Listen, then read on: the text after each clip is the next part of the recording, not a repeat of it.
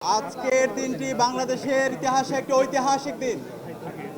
আজকে বাংলাদেশে গত 16 বছরে যে ফেসিবাদ কায়েম করেছিল, জুলাই বিপ্লবে যে আমাদের 2000 ভাই বোনকে শহীদ করেছিল, 40,000 ভাই বোনকে গাজী করেছে, হেলিকপ্টার থেকে গুলি করে আমাদের শহীদ আনাস, শহীদ তাহমিদ থেকে শুরু করে হাজার হাজার আমাদের ভাই বোনদেরকে শহীদ করেছে। সেই খুনি হাসিনার আজকে মৃত্যুদণ্ড ঘোষিত হয়েছে। এই রায়ের মাধ্যমে আজকে জুলাই বিজয় হয়েছে। এই রায়ের মাধ্যমে আজকে জুলাইয়ের প্রজন্ম বিজয় হয়েছে। এই রায়ের মাধ্যমে আজকে শহীদদের যে আকাঙ্ক্ষা সেটি বাস্তবায়ন হয়েছে, ইনসাফের বিজয় হয়েছে। একই সাথে যে খুনি হাসিনার দূষর সাবেক স্বরাষ্ট্রমন্ত্রী খুনি আসাদুজ্জামান কামাল, তারও আজকে মৃত্যুদণ্ড রায় ঘোষণা হয়েছে।